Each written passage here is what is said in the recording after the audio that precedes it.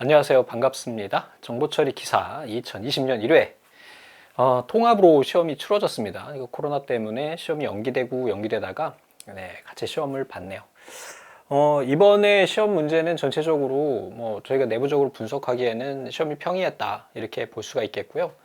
과거 기출문제에서 제가 맡은 지금 첫 번째 과목은 좀 다르지만 다른 과목에서 과거 기출문제 있죠. 개정절의 기출문제에서 대거 출제가 됐고 또 저희가 제공하고 있는 모의고사에서도 거의 60% 정도 출제가 돼서 저희는 기쁘게 생각합니다. 모의고사를 5개를 제공해 드렸는데 거기서 다 나왔어요. 참 감사하기도 하고 운이 좋았던 건지도 모르겠습니다만 저희가 문제를 이 시험에 대해서 정확히 분석하고 있는 것 같습니다. 그래서 오늘 첫 번째 과목 한번 해설 들어가 보겠습니다. 시험지 제가 이제 해설을 쭉 달고 있는데 제가 책을 쓰고 있어요. 그래서 좀 밑에 해설이 좀 과하게 들어 있습니다. 좀 아쉽게도 이 내용은 내년에 이제 책에 들어갈 인쇄될 내용이라서 따로 제공은 좀 어려운 점 좀 양해 좀 부탁드립니다. 그 화면 보고 쭉 보세요. 자, 우선은 소프트웨어 설계고요. 강 선생님 보니까 앞쪽에 이렇게 모듈별 분포도 이런 거 작성을 하셨는데 저는 그런 건 없습니다.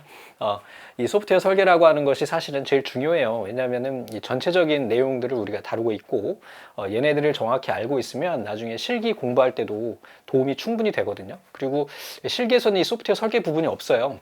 그리고 바로 이제 실기로 들어가다 보니까 실기에는 없는 모듈들이 많아서 사실은 이제 실기 공부할 때 이 소프트웨어 설계를 안 하고 가면은 좀 이해하기가 어렵죠.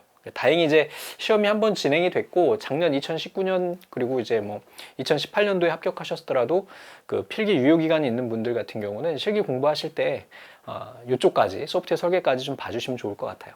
시중에 나와 있는 책들이나 이런 것에 이런 부분들이 들어있지 않아요. 그냥 흐름상 얘네가 들어가야 되나 시험 출제 범위 자체가 필기랑 실기랑 합쳐지면서 좀 그런 부분이 있어서 만약에 이제 우연히 영상을 보셔서 지금 작년 재작년에 필기를 합격해서 이제 실기 시험이 한 번, 두 번 남았는데 공부를 어떻게 해야 될까 한다면 소프트웨어 설계 부분을 좀 공부하고 가시는 걸 추천드립니다. 그래서 첫 번째 문제 볼게요. GOF, Gang of Four라고 하죠. 우리가 이제 갱이라고 하는 게 갱 보통 이렇게 얘기하잖아요. 갱이 뭐예요? 집단, 무리 그런 의미가 되겠고 여기 이제 네 분이 맨 처음에 시작을 했어요. 그래서 에릭 감마나 리처드 할름, 랄프 존스 그리고 존 브리시데스 이렇게 네 분이 모여가지고 네 명의 떼거리들이 만들었다 그래서 GOF가 됩니다. 그리고 얘는 이제 디자인 패턴이라고 하는 행위 패턴의 이제 구분 내 그 디자인 패턴 내의 종류에 들어가게 되는데 이 행위 패턴에 속하는 거 사실은 이 문제는 굉장히 지엽적이에요. 이 정도는 문제가 사실 난이도가 높다 이렇게 볼 수가 있습니다. 이건 틀리라고 낸 거예요. 디자인 패턴에 대해서 어떤 것을 고르시오 이런 문제가 나온다면 괜찮겠지만 그 하위에 있는 그 패턴이 또 3가지가 있거든요. GOF의 디자인 패턴이 3가지가 있는데 그 하위에 행위 패턴이 10몇 개가 있어요.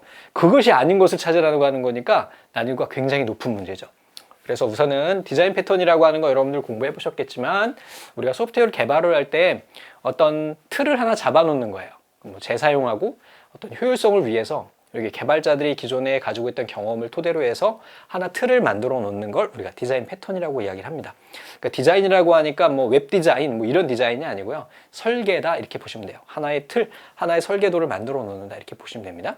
그 중에 이제 GOF라고 하는 디자인 패턴이 있고 얘는 이제 객체 설계 단계 중에서 재사용에 관한 유용한 설계를 디자인 패턴화 한 거고 생성 패턴, 또 구조 패턴, 행위 패턴 이렇게 3가지로 구분을 해요. 개인적인 생각으로는 이 정도 문제가 나오는 게 맞다고 생각하거든요. 다음 중 GOF 디자인 패턴에 속하지 않는 것은 해가지고 1번 생성, 2번 구조, 3번 행위 이렇게 나와야 되는데 이 뒤에 나오는 거 보면 아시겠지만 얘네가 지금 이렇게 많은데 이거를 다 외워야 된다는 거잖아요. 우선은 제 개인적인 생각으로는 다음 시험에 나오면 좀 전에 제가 말씀드렸듯이 생성, 구조, 행위 이 3가지를 물어보고 이것이 아닌 것을 찾는 문제가 분명히 출제가 될 것이고 이 하위에 있는 내용들이 이렇게 문제를 지엽적으로 내지는 당분간은 않을 거다. 대신에 개인적인 생각이에요. 계속 개인적인 생각입니다. 왜냐 기출문제가 많지 않기 때문에 그래도 언젠가는 또 한번 출제가 될 내용이다. 그렇다고 해서 얘네를 다 외워라? 저는 추천하고 싶지 않습니다. 그 시간에 다른 걸 공부하세요.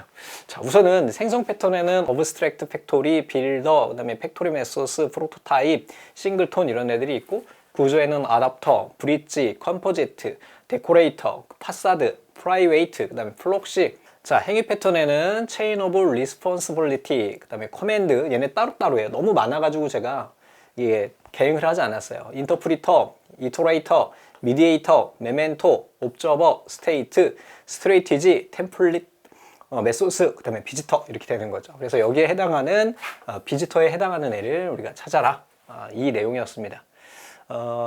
말씀드렸습니다. 다음에는 얘네 세 가지고요. 얘네는 뭐 한 3년에 한 번 정도 더 나오지 않을까 싶습니다. 자, 다음에 객체 저장 프로그램에서 데이터를 추상화하는 단위는, 이게 가장 기본적인 거죠. 우리가 소프트웨어를 개발하는 데 있어서 이제 객체 저장이라고 하는 것은 현실 세계에 있는 내용을 데이터가 아닌 객체 단위로 우리가 보는 거예요. 그래서 얘네들을 우리가 추상화라고 하는 거는 뭐예요? 현실화하는 거죠. 그러니까 뭐 좀 개략적으로 돼 있는 애들을 실제 우리가 데이터로 쓸 수 있도록 만들어내는 이런 것들이죠. 그래서 여러분들 뭐 강의에서 말씀드렸듯이 서울시 지도가 있으면 그 중에 지하철 노선도가 있잖아요. 노선도는 그 지도에 다 박혀 있어요. 노선이 이렇게, 그죠? 철로가 있는데 우리가 이 추상화한다는 거는 거기에서 그 지도에서 지하철 노선도만 드러내는 거죠. 그래서 간략하게 우리가 확인할 수 있는 정도. 그래서 얘네들을 추상화하는 단위는 클래스입니다. 이거는 뭐 중요한 내용이고 다음에 또 출제될 거예요. 자, 다음에 객체 저장 에서 클래스들 사이의 부분 전체 관계 또는 부분 관계로 설명되는 연관성을 나타내는 용어는 그랬어요. 얘는 이제 객체 저장 기법에서의 관계성에 대한 내용인데 이 세 가지는 또 많이 출제될 것 같아요. 계속해서. 그래서 우선은 첫 번째에 있는 is number of, 얘는 연관성이나 참조 및 이용 관계래요. 어떤 것들의 멤버, 얘는 멤버고요. 얘는 어떤 것들의 파트, 얘는 그것, 이렇게 되는 거잖아요. 그래서 그것이니까 일반화, 특수화, 클래스 간의 개념적인 포함 관계를 우리가 나타내고요.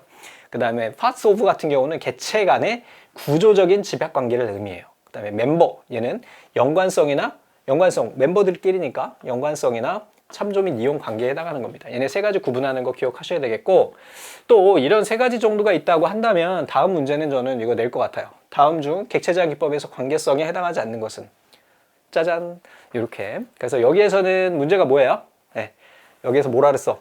부분 전체, part of whole, 또는 뭐예요? is part of, 여기로 관계되는 것은 여기에 해당하는 집단화, 요게 답이 되겠죠. 그래서 요거 각각 매칭하는 것도 이게 이번 문제였으니까 요것도 한번 참고해 주시면 좋겠네요. 자, 됐고, 요거 색깔을 어떻게 바꾸더라? 이게 너무 제가 오랜만에 써가지고 잘 기억이 안 나네요. 네, 됐습니다. 자, 다음에 이번에는 4번이에요. 객체 저장 분석 방법론 중에서 ER 다이어그램이에요. Entity Relationship 다이어그램. 얘를 이용해서 객체 저장 행위를 모델링해서 객체를 식별하고 구조 식별, 주체 정의, 속성 및 관계의 정의, 서비스 등을 정의하는 과정으로 구성되어 있는 것은 그랬어요. 얘는 객체 저장 분석 방법론 중에서 뭐예요? ER 다이어그램을 이용하는 거죠. 그래서 얘는 코드와 요돈 기법이에요. 요것도 그냥 이렇게 암기하고 계시면 됩니다. 얘는 기사 기출문제예요. 과거 기출문제고 2017년 3회 뿐만 아니라 다수 출제됐던 문제였기 때문에 그냥 문제 답 이렇게 정리하고 계시면 충분히 가능합니다. 나중에 이제 뭐 부치 방법 이런 것도 나올 수 있는데 이건 너무 오래된 내용이라서 우선은 이제 코드와 요돈 방법 요거를 기억하고 계시면 될 것 같아요. 자, 코드 설계에서 일정한 일련 번호, 이거는 지금 산업기사 기출 문제입니다. 제가 이거 1과목을 이렇게 쭉 해설 달다 보니까 산업기사 기출 문제가 왜 이렇게 많은지 모르겠어요. 한 3, 4문제 되는 것 같아요. 과거 개정 전에 정보처리 산업기사 기출 문제입니다. 그럼 이거는 근데 사실은 일정한 일련 번호를 부여한다 했기 때문에 이건 몰라도 풀 수 있는 그런 애였죠. 그래서 일련 번호를 부양한다 그랬으니까 예, 이렇게 순차 코드 이렇게 됩니다.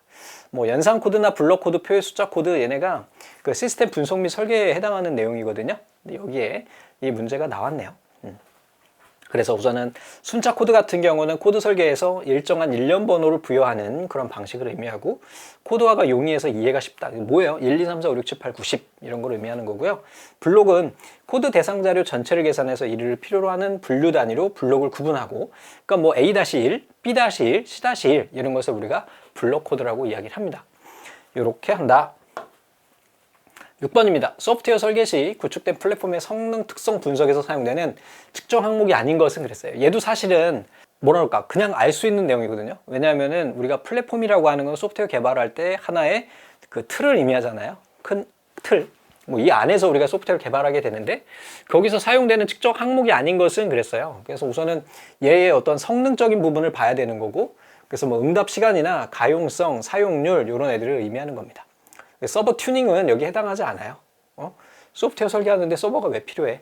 아니 웹 개발한다 그러면 서버가 필요하긴 하겠으나 여기에서 이제 플랫폼과 서버와는 전혀 관련이 없죠.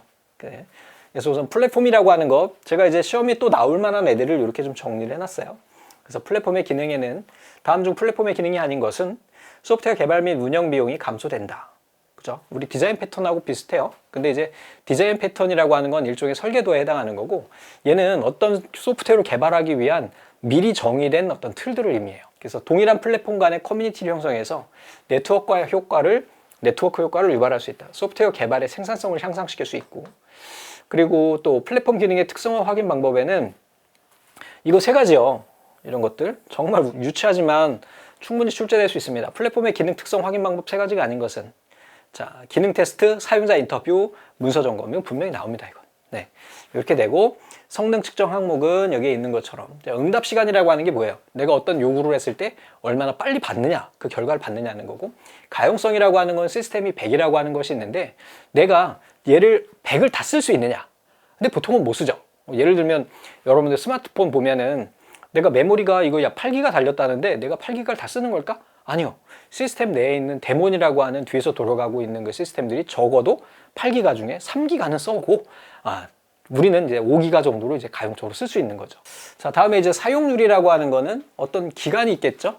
충분한 기간 중에서 뭐 한 달 동안 얘를 얼마나 쓰느냐, 뭐 이런 것들을 우리가 의미할 수 있겠습니다. 측정 항목 이런 것들, 그 다음에 다음번 자료 사전에서 자료의 생략을 의미하는 것, 얘는 정보처리 산업기사에 출제되고요. 뭐 잘 아시겠지만 사무자동화 산업기사에도 엄청 출제되는 애입니다. 그래서 얘 생략을 의미하는 거는 얘입니다. 아시겠죠? 그래서 이게 자료 사전의 표기 방법, 요거 꼭 기억하셔야 돼요. 얘네는 뭐 이 정보처리 기사, 산업기사, 사무자동화 산업기사가 다 같은 직렬에 있잖아요. 엄청 자주 출제되는 애기 때문에 다 보셔야 되고요. 많이 출제되는 애가 누구냐면은 이 반복이에요, 반복. 그리고 태기를 찍어뒀어. 다음번에는 얘네가 나올 거예요. 자, 그래서 첫 번째 얘는 는, 정의, 얘는 구성, 그리고 얘는 반복이에요, 반복. 그리고 태길, 생략, 주석, 얘네 꼭 기억하시고요.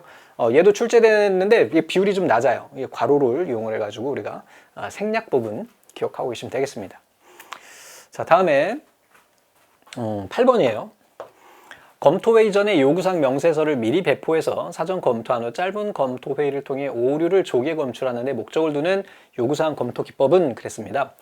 얘 같은 경우는 뭘 의미하는 거냐면은 우리가 요구사항을 확인하는 거거든요. 회의를 통해서 이제 하게 되는데 그 검토하는 방법이 몇 가지가 있어요. 여기에 나오는 이 세 가지 우선은 좀 기억하고 계시고요. 동료 검토라고 하는 거는 이 명세서 작성자가 동료들에게 설명을 하는 거예요. 야, 이거 이렇게 해서 우리가 분석을 했는데, 야, 니네 생각은 어때? 그럼 이제 딱 보고 얘기하는, 야, 너 그거 틀렸잖아. 이게 이제 동료 검토가 되고요. 워크스루는, 워크는 걷는 거잖아요. 투루는 지나가는 거잖아요. 그래서 회의 전에 지나가면서 회의 자료를 줘요. 먼저 쭉 주고, 그 다음에 이제 회의에 직접 들어가가지고는 그 전에 이제 얘네를 다 검토하겠죠. 그 다음에 회의에서 짧게, 야, 이거 보니까 이거 잘못됐던데? 이게 이제 워크스루가 되는 거고, 인스펙션은 이거 감사잖아요. 얘는 전문가가 명세서를 보고, 야, 이제 부장님한테 간 거지. 부장님, 저 이거 여기까지 검토했는데 한번 살펴봐 주세요. 그러면, 야, 일로 와봐. 야, 이거 아니잖아, 이거. 이걸 바로 인스펙션이라고 이야기를 합니다. 자, 다음에 9번이에요.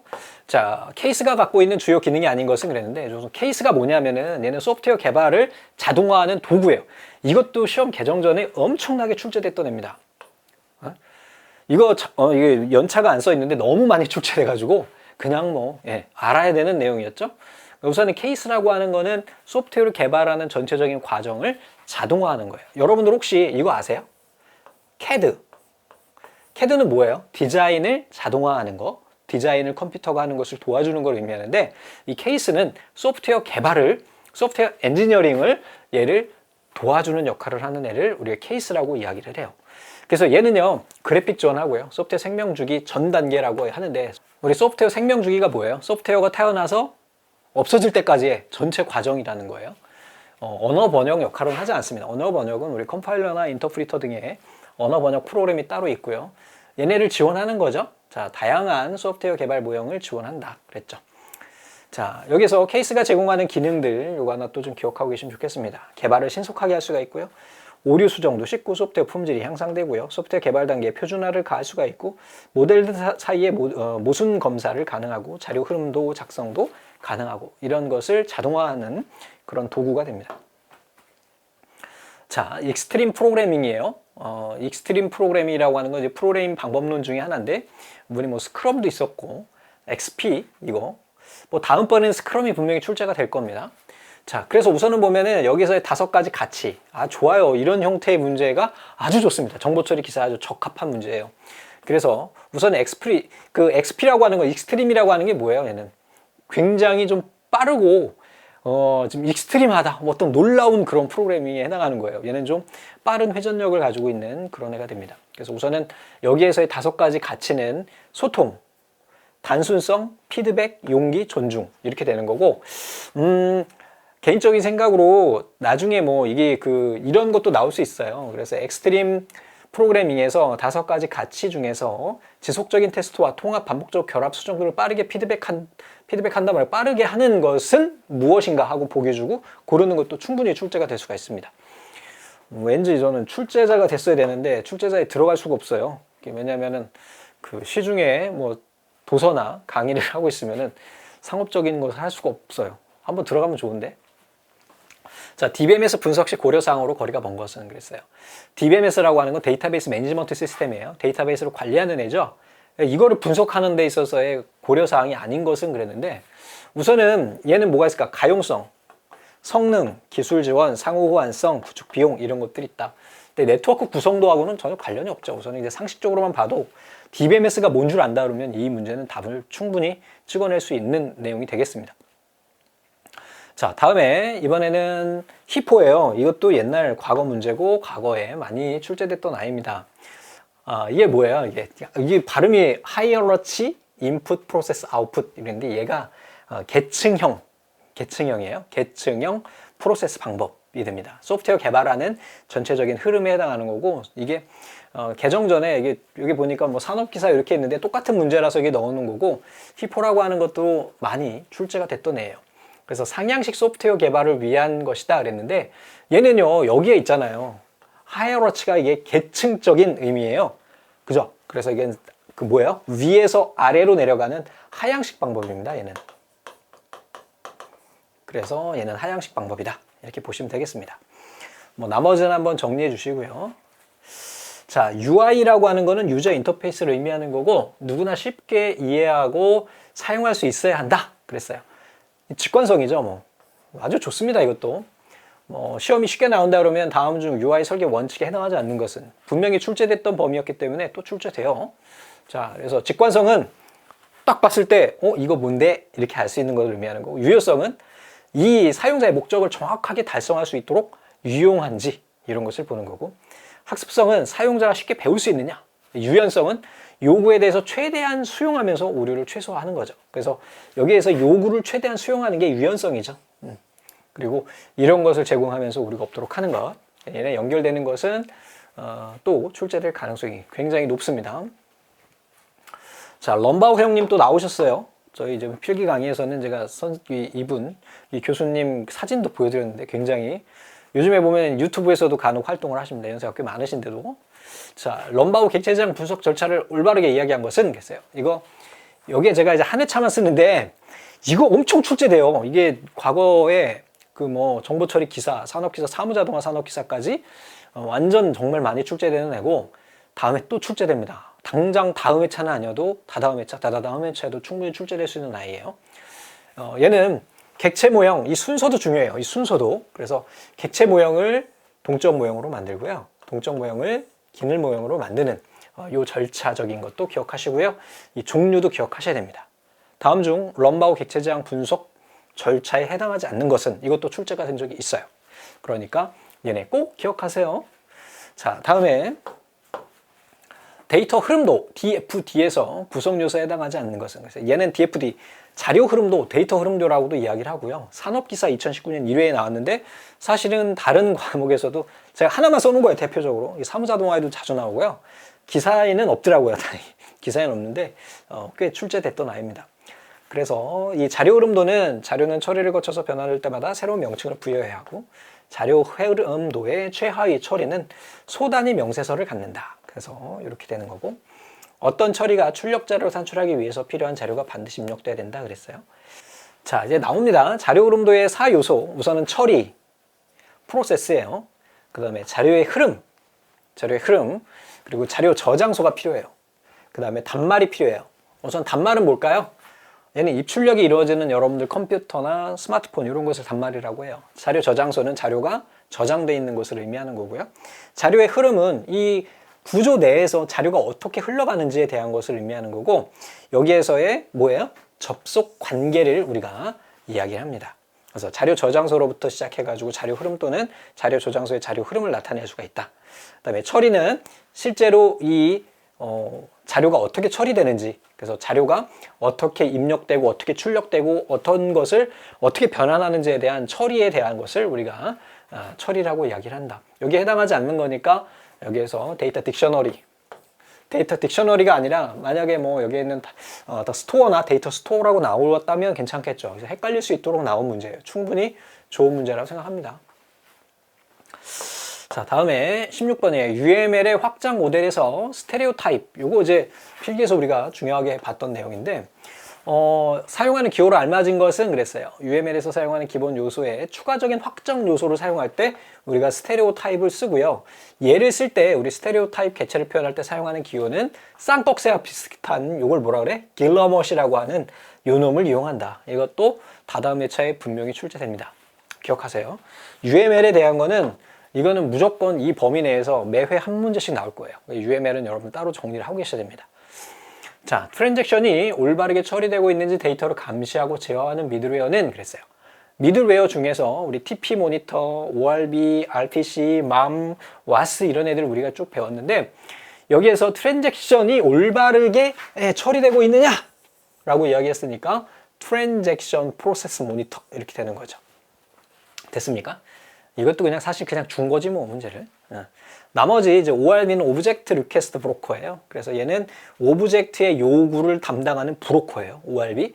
미드웨어로 코바 표준. 이거는 프로그램 언어예요. 그래서 요거 표준 스펙을 위해서 만들어진 애고, 그 다음에 TP 모니터의 장점인 트랜잭션 처리와 모니터 등을 추가로 구현이 가능하다. RPC는 리모트 프로시저 콜은 응용 프로그램의 프로시저를 사용해서 원격 프로시저를 마치 로컬 프로시저처럼 호출하여 쓰는 방법.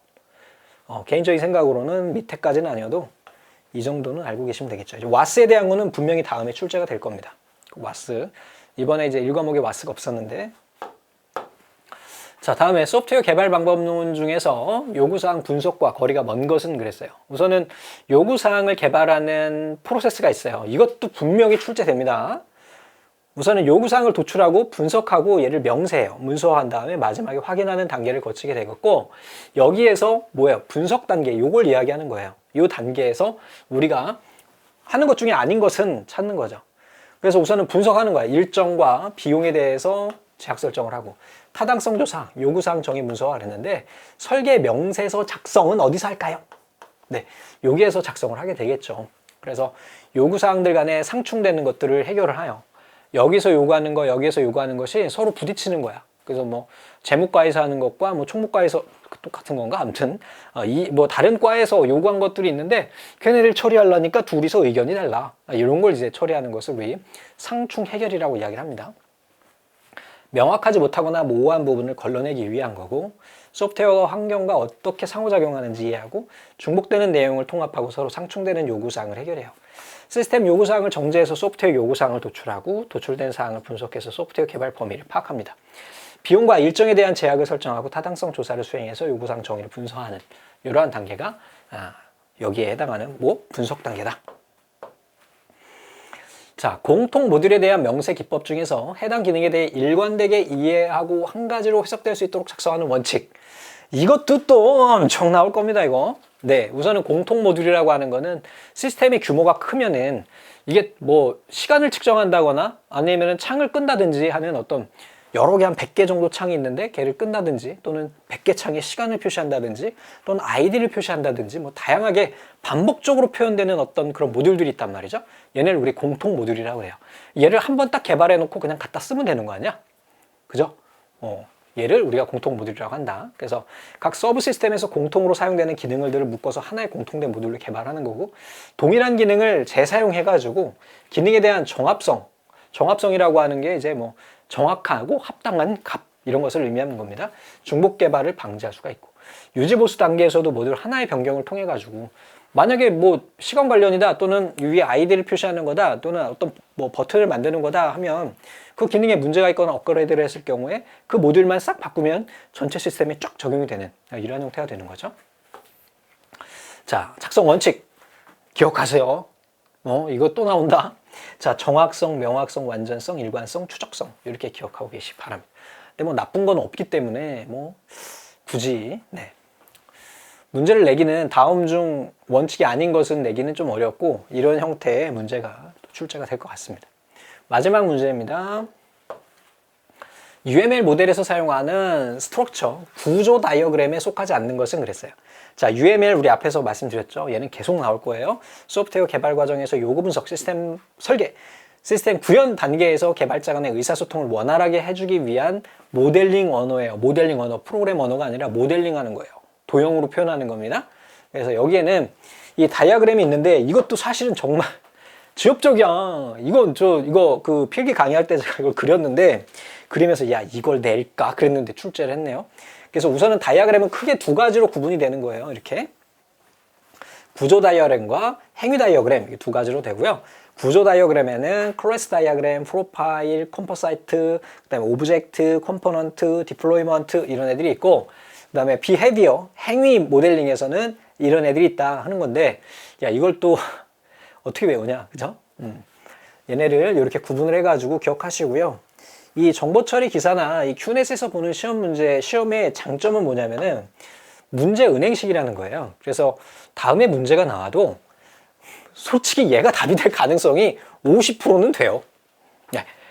무슨 얘기인지 아시겠죠? 그 다음번에는 뭐 문제가 UML이 나온다 하면은 얘가 답이 될 가능성이 크고, 또는 이 클래스 다이어그램이나 아니면은 요 클래스 다이어그램이 좀 중요하긴 하거든요. 그래서 요거에 대한 문제가 출제가 되거나 할 수 있을 것 같습니다. 그래서 여기까지 해가지고 1과목 소프트웨어 설계 간단히 살펴봤고요.